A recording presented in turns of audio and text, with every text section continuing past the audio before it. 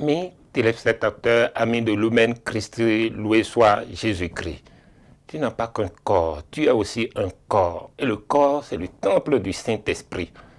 Nous allons réfléchir, analyser, rechercher l'éclairage sur l'hygiène du corps. Et c'est pourquoi ce jour, nous recevons Danielle Plia-Tevoedre. Elle est naturothérapeute, présidente de CANA, Centre africain de nutrition et de naturothérapie appliquée Jean Plia, consultante des Nations Unies et amoureuse de la nature. Madame Plia, soyez les bienvenus sur cette... Bonjour, cher Père Benjamin, j'espère que vous allez bien et j'espère aussi que nos auditeurs sont bien calés pour pouvoir entendre les belles choses que nous allons partager avec eux aujourd'hui. Nous avons étudié, nous avons scruté, nous avons analysé un peu ce que c'est que le corps. Aujourd'hui, quelle hygiène pour le corps? Voilà.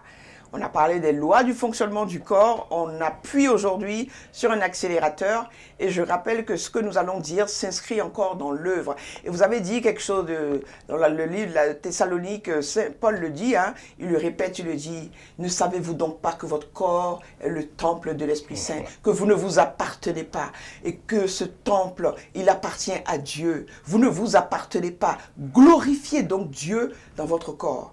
Alors comment je glorifie Dieu dans mon corps? Le corps, et vous l'avez dit mon père, c'est ce que je vois, c'est un corps.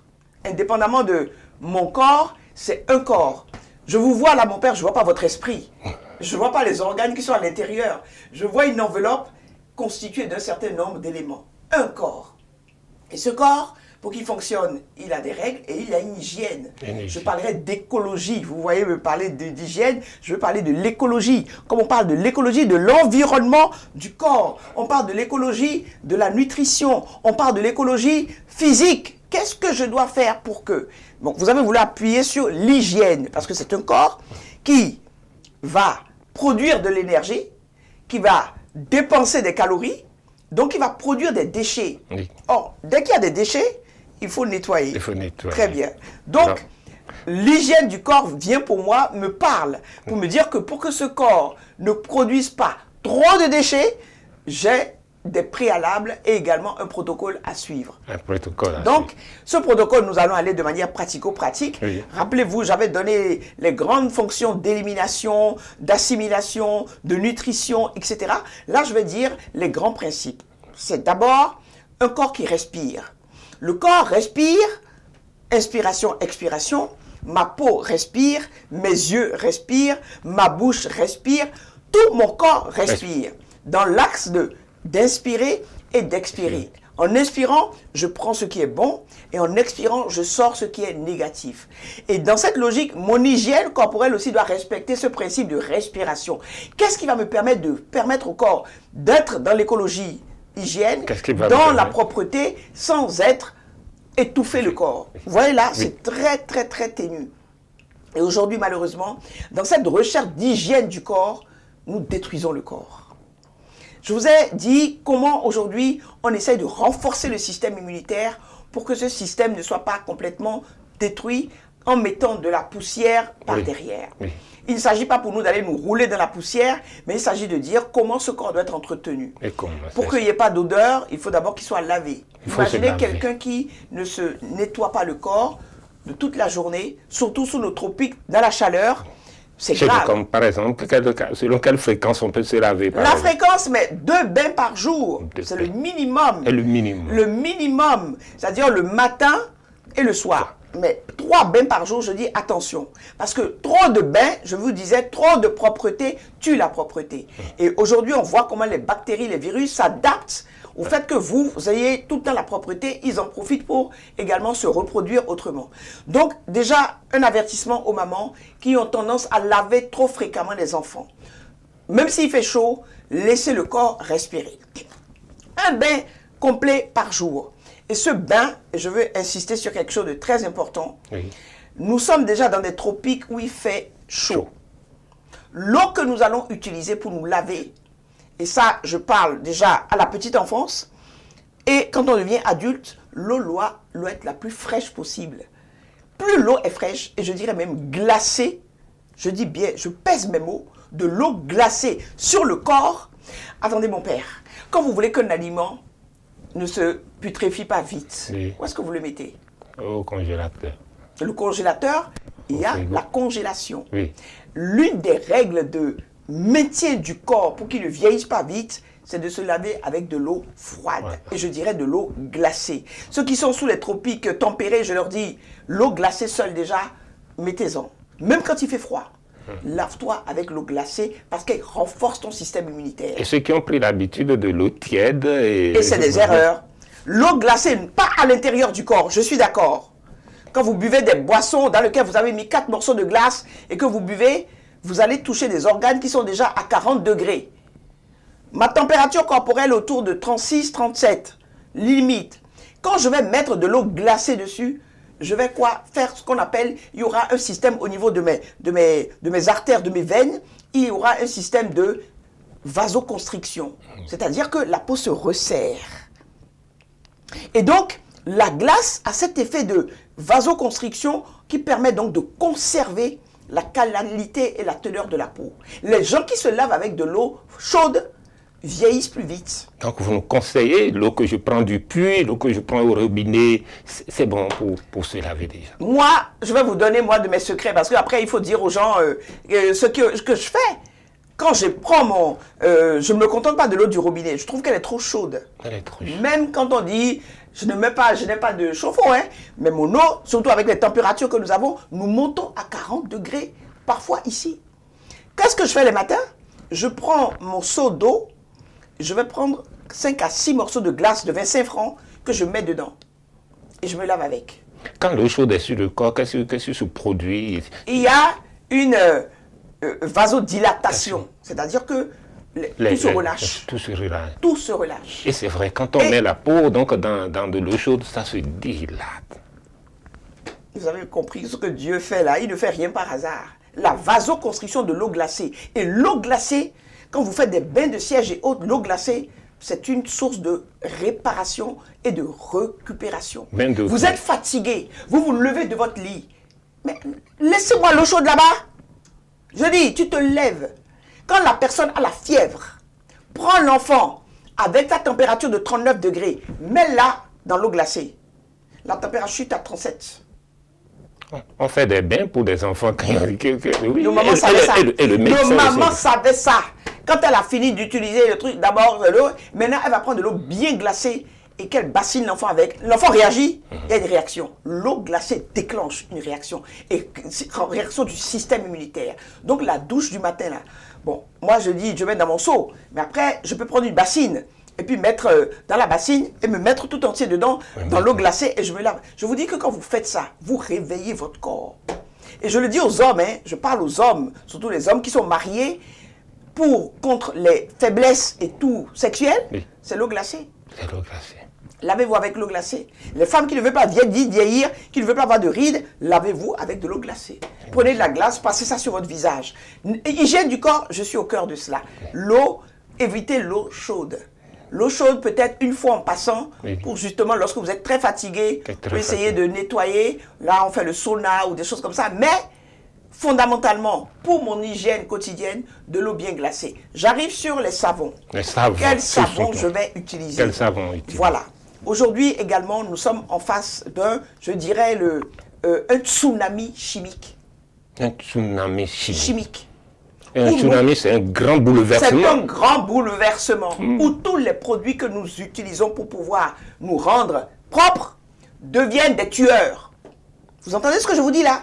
Le même savon que j'utilise là peut venir me détruire alors que je pense que ça me fait du bien. Détériorer ma peau. Détériorer ma peau. La composition des savons. Qui s'intéresse à ça aujourd'hui? Personne. Et on nous vend des savons parfumés. Quel parfum? D'où vient le parfum? On nous vend des parfums, on te dit, il y a telle vertu, mais c'est bourré de soude. Déjà, tu prends le savon même, tu sens l'odeur, ça sent de la soude. Notre savon noir, notre coton là, c'est un excellent nettoyant du corps, purifiant, sans ses effets secondaires. Tous les savons parfumés que vous avez dans les supermarchés. Ah, moi, je suis une alerteuse. Hein. Je ne suis pas là pour soutenir le business de quelqu'un ou de quoi que ce soit. Je dis que les savons parfumés que on vous vend à tir et à l'arigot, tel savon miraculeux qui va vous éclaircir la peau, qui va vous donner, c'est du mensonge. Nous sommes ici pour la santé. Nous sommes ici pour la santé et je veux parler du bien-être. Tu prends ton petit savon noir, ton savon coton, il n'y a pas d'odeur. C'est lui qui va, tout en te nettoyant, il préserve le film lipidique. On appelle ça le film hydrolipidique de la peau. C'est-à-dire que la peau, elle est constituée d'huile. Il y a des savons, lorsque vous lavez avec, ils enlèvent le film lipidique, la peau s'assèche et la peau devient... Alors que le savon coton, quand on se finit de se laver, tu as une peau fraîche. Tu as pas une peau fraîche. Et tu verras même qu'elle reste souple. C'est pas se laver et puis la peau crisse là. Non, la peau reste souple. Et puis maintenant tu rajoutes, quand tu as fini de faire ça, tu t'essuies avec une serviette propre. Et maintenant qu'est-ce qu'on met? Il faut que je parle de ça. Mon père, c'est-à-dire que aujourd'hui, pareil, nous sommes environnés de choses qui nous tuent. Désordre. Des produits venus de je ne sais d'où. Vous voyez les publicités. Et sur ces publicités-là, vous avez remarqué, on ne voit que des femmes claires. Claires. Hein? Donc, 80% de la population est bien noire, mais on ne vous vend que des femmes claires. En vous disant que si vous utilisez ce lait-là va vous rendre clair. Mais c'est une aberration, c'est un mensonge. Ça, je dis, c'est le mensonge du diable qui arrive avec l'agroalimentaire, avec les produits hygiène pour conquérir le monde et pour détruire. Est-ce que vous savez que ces produits, ces laits que les femmes mettent n'importe comment sont des facteurs de cancer dans les 10 ans et les 20 ans après? Parce que les lois donc, du corps... Les lois du corps ne sont pas respectées. Le corps, il a besoin de quoi? De ton beurre de karité. Est-ce que vous, les Africains, vous comprenez pourquoi Dieu a voulu que l'arbre du karité fleurisse en Afrique? Pourquoi il ne l'a pas fait en France ou aux États-Unis? Il l'a fait pousser sur la terre d'Afrique. Parce qu'il sait que la peau noire est exposée au soleil. Que nous avons des UV ultraviolets qui sont très puissants. Et lorsque vous mettez du beurre de karité sur votre peau, vous protégez la peau contre les rayons ultraviolets qui sont cancérigènes. Et que la structure de la peau noire est beaucoup plus solide que la structure des peaux européennes, des peaux asiatiques. Pourquoi? À cause du soleil que nous avons qui fait un barrage, la peau fait un barrage. Et lorsque vous mettez du beurre de karité, je veux casser ce mythe de dire que le beurre de karité fait noircir. C'est un mensonge. Le beurre de karité, écoutez, regardez-moi. Bon, j'ai eu cette bénédiction, c'est ce que je n'ai pas demandé. Mais ma grand-mère, elle est Peul. Elle est de Djougou. Elle est du Nord. C'est une princesse Pila Pila. Elle était plus claire même que moi, métisse. Et donc, quand je suis née, je suis la fille aînée, tous mes frères et sœurs, elle a dit à ma maman, je ne veux rien d'autre sur la peau de mes enfants que le beurre de karité. Donc depuis qu'on est bébé, on a commencé à nous mettre le beurre de karité. Je l'ai fait, je l'ai perpétué. Les gens me voient, on me demande, mais qu'est-ce que tu fais pour rester clair? Je dis le beurre de karité, les femmes disent, c'est pas possible. Je dis, le beurre de karité ne fait pas noircir. Le beurre de karité reflète ton teint. Il fait ressortir la qualité de ton pain. Il te protège. Tu as une peau douce, tu as une peau sans rides, tu as une peau lumineuse. Si tu es noir, tu seras encore plus noir, mais un teint qui va briller. Tu seras comme une lumière. Si tu es clair, tu garderas ton teint clair. On n'a pas, ici c'est noir, ici c'est clair, ici c'est marron. Non. Tu as une uniformité de la racine jusqu'au pied. Et aussi ce mythe chez les hommes qui pensent qu'ils n'ont pas besoin de beurre de karité. Je parle aux hommes. Je dis, le beurre de karité, vous en avez besoin également. Votre peau. Attends, vous avez des femmes. Les femmes, dites-moi, vous n'aimez pas que les hommes aient la peau douce? Mettez du beurre de karité, achetez des peaux. Nous en vendons du bon beurre de karité. Le beurre de karité pour en mettre sur le corps. N'utilisez rien d'autre. Est-ce que vous m'entendez? Moi, aujourd'hui, avec mon âge, depuis, je n'ai utilisé que ça. Quand je faisais mes études en Europe, maman nous envoyait des paquets de beurre de karité. Et c'est ça qu'on mettait contre nous protéger contre le froid. Il te protège contre le froid, il te protège contre le soleil, il contient la vitamine E, il te rend la peau souple. C'est une merveille et Dieu l'a fait pousser en Afrique. Consommons ce que Dieu nous a mis. Dieu là, il ne fait jamais quelque chose par hasard. Dans ton environnement direct, proximité là, il a tout prévu. Ce dont tu as besoin. Ce dont tu as besoin. Pour te remettre. Il le met. Et il le met. Beurre de karité. Le beurre de karité. Oui. Mais c'est une merveille. Je ne comprends pas pourquoi. Aujourd'hui, on devrait en faire la promotion partout. On ne doit plus voir ça, les faux laits là, éclaircissants ou au-dessus, les panneaux d'affichage. Notre beurre de karité. Il y a des usines aujourd'hui, on a une usine, on devrait la promouvoir pour que le beurre de karité devienne incontournable. Déjà depuis le maternel jusqu'à l'âge adulte, le beurre de karité. Les mamans, les femmes qui ont des grossesses, mais vous ne voulez pas avoir de vergeture, vous ne voulez pas avoir de varices, le beurre de karité. Vous avez des bras qui pendouillent là. Prenez le beurre de karité avec un peu d'exercice, vous en mettez. Vous vous remusclez. Le beurre de karité, 1000 merveilles. Vous voyez les Européens qui viennent tomber sur notre beurre de karité. Mais nous ici, on met comme ça, on dit, le beurre de karité fait noircir. Vous voyez, ça, c'est les mensonges du diable qui vous fait croire, vous avez le bonheur, laisse le bonheur là. Ne regarde pas le bonheur. Et c'est pour ça que j'ai parlé dans mon livre, Le bonheur que tu promets, pour vous dire, le bonheur est près de vous là. Saisissez-le, prenez-le. Et dans l'hygiène corporelle, le beurre de karité, c'est la merveille pour nous, les Africains, et même pour toutes les peaux, mais particulièrement pour les peaux noires de Caraïbes, Antilles, nous avons besoin du beurre de karité. Hygiène corporelle, je mets cela. Au niveau des odeurs, mon corps va produire du déchet. Oui. Mais les déchets, mon père, et ça je veux le dire, c'est en lien avec ce que tu envoies dans le corps. Les déchets sont en lien avec ce que j'envoie dans le corps. Si tu sens très fort, c'est en lien avec ce que tu manges.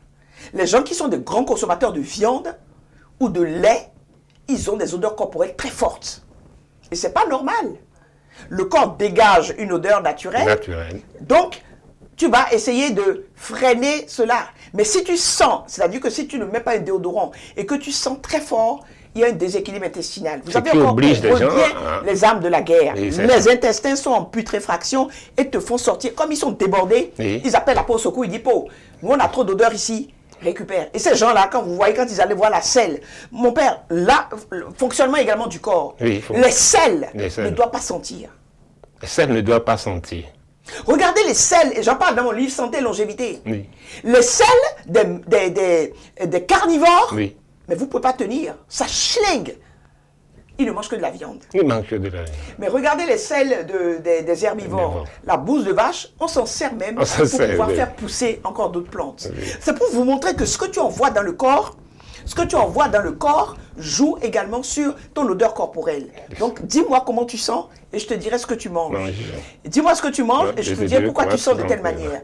Bloquer les odeurs corporelles. Là encore, je lance le pavé dans la mare. Aujourd'hui, vous savez qu'il y a eu toute une campagne contre l'aluminium. Les déodorants que nous mettons, soi-disant antitranspirants, c'est bourré d'aluminium, de cadmium et de produits qui vont perturber le système hormonal et qui fabriquent. On a démontré aujourd'hui que les femmes qui font souvent ça, c'est elles qui fabriquent des cancers du sein.